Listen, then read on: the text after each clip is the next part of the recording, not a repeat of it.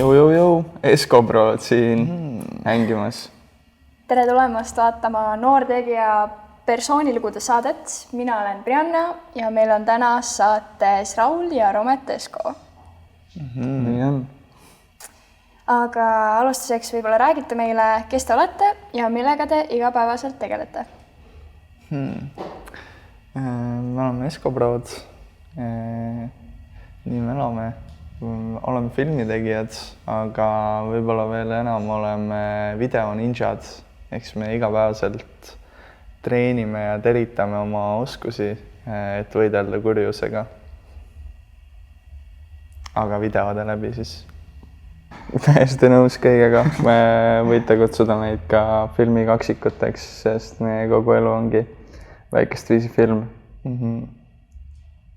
Ja kust selline huvi siis filminduse vastu tuli? See on väga lihtne, me oleme seda palju rääkinud ka. Üks kindel märkimisväärne sündmus meie elus oli vanemate lahutus, kui me olime 10-aastased. Ja siis meie ema ostis meile selle pisikese Sony Handycami, et meie aega sisustada. Ja siis me hakkasime tegema action-filme. Ja suur osa meie lapsepõlvest sai veedetud teleka ees. Kiirnuudlite ja krõbuskitega. Cartoon Network, Samurai Jack, Kids Next Door, All the Good Stuff. Meie vanemad nagu olidki filmid. Konkreetselt mäletan mingeid kindlaid päevi, kus me ei läinudki diivani toast välja, vaid vaatasime terve päev Cartoon Networki. Nii et lapsepõlv oli ilus. Võib öelda, et action-filmid on kasulikud kasvava lapse mõistusele. Ja meie oleme see näide. No teil on aastatega välja kujunud väga selline omapärane stiil minu arvates. Ja kuidas te ise kirjeldaksite seda? Seda on ülilahe kuulda, kui keegi toob välja, et meil on omapärane stiil. Et meil endale tundub, et me pigem otsime seda ja üritame kogu aeg mingi teise nurga alt leida seda. Aga võib-olla see ongi see stiil, et me teeme midagi kogu aeg teistmoodi ja ei tea, mida sealt võiks oodata. Ja võib-olla stiil on nagu väga kirju tihti, mis tuleneb sellest, et kaks aju üritavad ühte asja, kahte mõtet kokku pressida ja siis see vahepeal lähebki väga ideid täis. Ja see stiil on võib-olla see ka, et me teeme seda, mis me tahame. Ja kui keegi näiteks filmikoolis mingi õppejõud ütleb meile, mida tema teeks selle filmi puhul, siis see on nagu kindlalt välistatud see idee, mida ta pakkus. Ja siis on super nagu, et thanks. Nüüd me teame, mida me ei tee kindlalt. Teeme täpselt vastupidi. Aga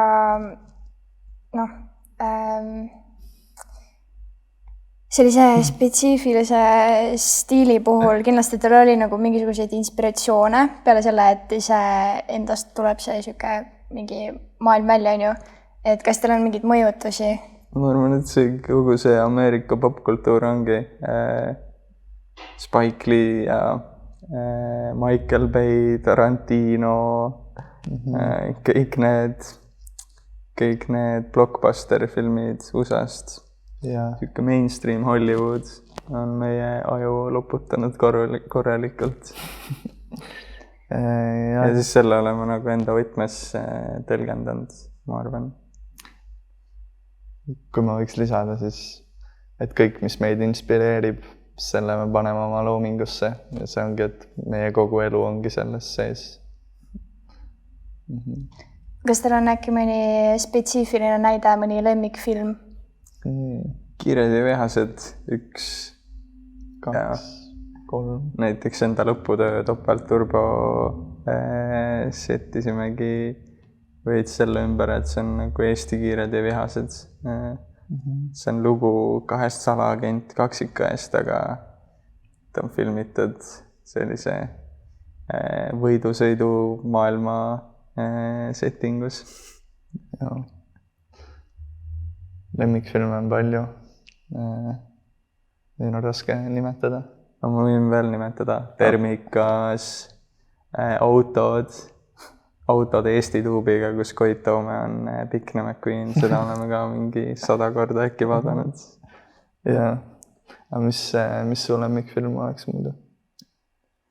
Teate, see on väga raske küsimus. On tõesti raske küsimus. Me ei saa valida niimoodi. Nagu... Oled ka tule all nüüd. Siis sa pead ütlema ühe filmi nüüd, mille järgi me teeme kindlaks, milline inimene sa oled. Mulle, nagu, kui me räägime päriselt nagu filmitehnikast ja nagu sellisest nagu story'st ja visuaalist kõigest sellest, mitte lihtsalt sellest, mis mulle nagu väikse endale vaadata meeldis, siis ma ütleks, et üks parimaid filme minu arust on Whiplash. Whiplash on päris hea ja see higine trummitseen meeldib küll. See on valus. Vot. Aga te olete valmistanud enda karjääri jooksul mitu filmi. Kas teil on enda filmidest ka mõni lemmik? Ma arvan, et need, mis veel ei ole valmis, need on praegu lemmikud. Et kui mingi tavaliselt töötame mingi aasta aega ühe filmiga, siis sellest on nagu nii kopees juba, et tahaks midagi uut teha, siis endal ei ole kunagi sellist tunnet, et oleks oli rahul sellega, et järgmine esmaspäev teeks juba palju paremini selle sama filmi näiteks. Jaa. Spacebussi 5000 on päris hea ka, kui keegi pole seda näinud, siis hit-appige Spacebussi 5000. See on vist imeas. Aga peale filmide olete te hakanud ka koostöid tegema erinevate lahedate artistidega, reklaamid, muusikavideod, kõik see värk. Et no näiteks viimasel ajal on lisandunud väga palju tuntud nimesid juba Villem Trille, Helesa, Stefan, Vanilla Ninja, ma kuulsin midagi sellest. See tuleb näesti. See tuleb 4. märts välja. Ma ei tea, millal see välja tuleb, kui see välja tuleb. Kas siis Vanilla Ninja on juba väljas? Ma ei tea. See tuleb 4. märts. Aga see on kindlalt üks kõige suurem projekt, mis me siiani oleme teinud muusikavideo valdkonnas. Ja väga sürr oli Pireti ja Lenna Kuurmaga teha videokõnesid ja arutada, et mis see video võiks olla või mis nad teevad seal. Ja. See tuleb tõesti legendaarne. Seal on üks mõõgavõitlustseen, mille käigus 2 mõõka said kahjustada ja siis me pidime need välja ostma. Nüüd meil on kodus voodi all 2 kataanat, mis on päriselt Vanilla Ninja muusikavideovõttest. Kõige. Aga kas teil on peale nende võtete või projekti siis mingisuguseid, no veel mingeid meeldejäävaid projekte, koostöid, kõige ekstreemsamaid äkki, mis meelde nii on? Äkki hiljuti oli Stefani muusikavideo Hope, kus me sõitsime Tabernase kõrbesse, et seda videot teha. See oli tõesti hea seiklus. Ma isegi tegin endale tatoveeringu selle afterpartil kell 6 hommikul purjus peaga. Mis on? See oli hea. See on, ma pean püksid ära võtma, et seda näidata, aga see on üks krüsanteemi õis. Leidsin selle sketši selle naise sahtlist ja siis tal juhuslikult oli enda tattoo-masin. Legendaarne reis igal juhul. Kõlab väga spontaanselt. Kas on äkki keegi veel, kellega te kindlasti tahaksite koostööd teha? Eestist Nublu on siuke kastika, mis tahab veel seda checkmarki, aga oleme nagu roninud parajalt hea tempoga sinna kõrgemale, aga see vist on tõesti see toidupüramiidi tipp Kirstordil. Aga välismaa artistidest tahaks kunagi teha Billie Eilishile või Post Malone'ile või Justin Bieberile tahaks ka teha videot. Nii et teil on päris kindel plaan minna nagu Eestist ikka pulga kõrgemale?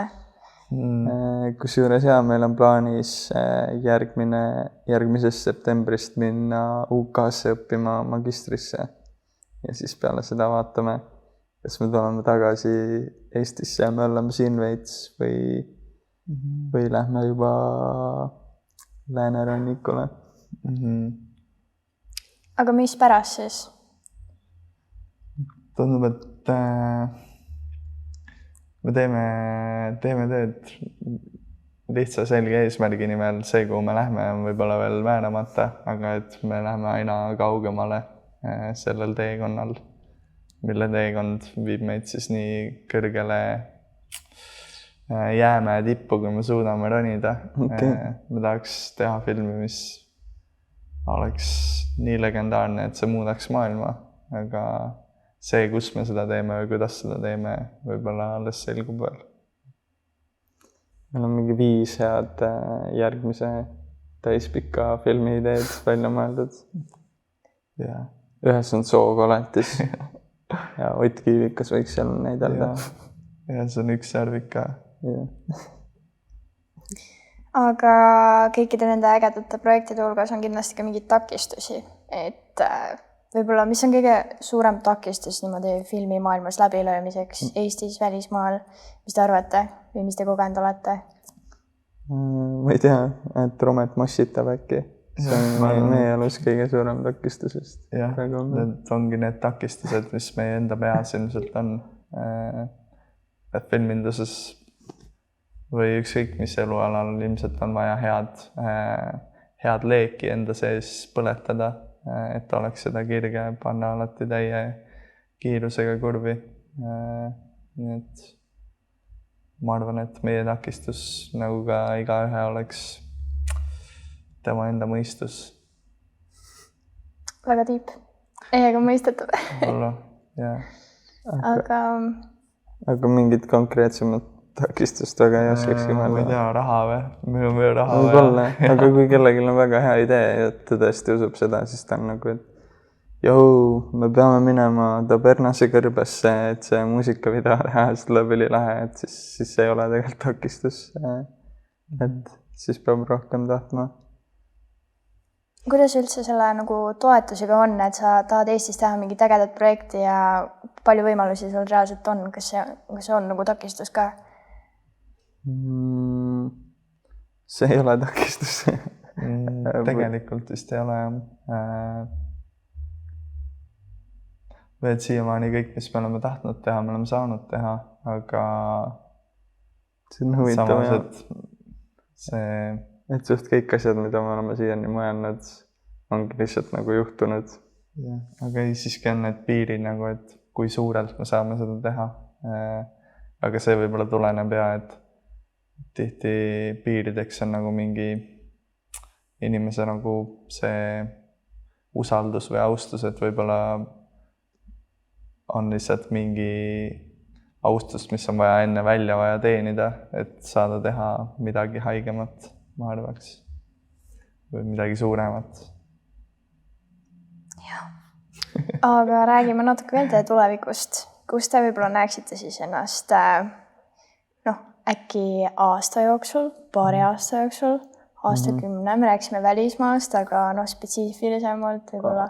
Aasta pärast ma arvan, et me oleme Londonis, tahaks seal teha midagi, õppida, täiendada oskusi ja siis teha mingi väga laheda filmi seal. Seal on äkki mingi tulnuka filmi idee ja midagi sellist. Võimalik ja ma arvan, et käime Londonis ära, siis teeme veel mõned filmid ja siis peale Londonit ma teeks enda Essa täispika. Essa täispika. Ja siis peale seda teeks teise täispika ja siis 3. Ja siis 4. võiks minna Oscari galale, et siis ma arvan, et me oleme valmis. Ja siis võib-olla 5. me näeks peale seda, kui me teeme 4. Ja, et mingi 6 aasta pärast me oleme seal Oscari gala punasel vaibal ja siis võtame selle kuju vastu ja siis räägime seda, teeme enda kõne. ja siis, kui me oleme mingi 50, 60, 70, siis me läheme baalile ja teeme joogat. Väga aus.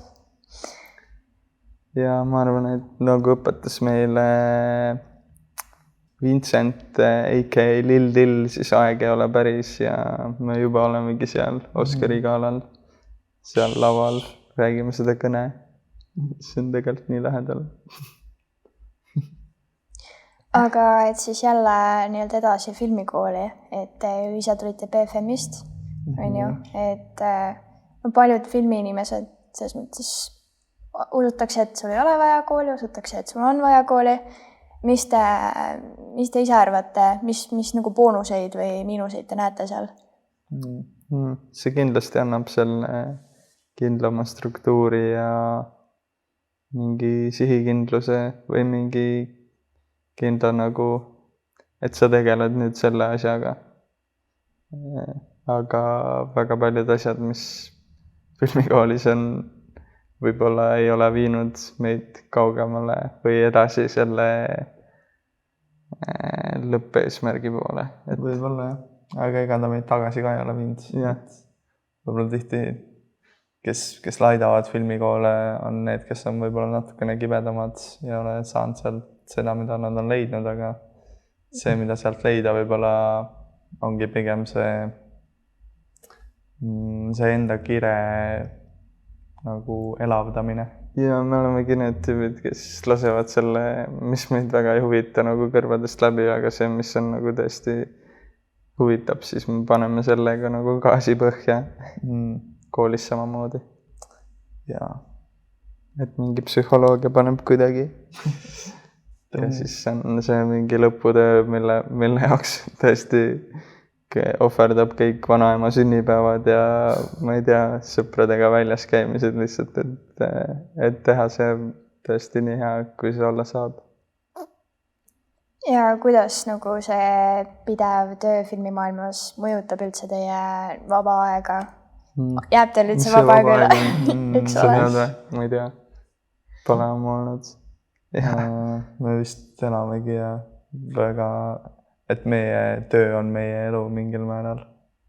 Aga kui te ei ole kaamera tagasi, siis kus teid leibab? Siis on kaamera ees. Kaamera pildi sees või mandime või kirjutame või seal on bodypumpis. Maifitis bodypumpi. Higistame. Hatsa. Kiirus. Pumpa. Aga ma olen väga palju kuulnud selle kohta, et filmikool peale selle, et sa saad seal mingeid oskusi, mingid teadmisi, on ju, see aitab luua sellist sotsiaalset ringi ka. See on tõsi. On tõsi, jah. No, selles mõttes, et ma mõtlen, et Eesti on nagu nii väike, et väga palju loeb see, et kellega sa nagu, et sa pead kuidagi nagu inimestega suhtlema, et saada erinevaid tööotsi ja... Ja see ongi need kontaktid ja see network. Kõik meie kursakaaslased on nagu meie töökaaslased ka.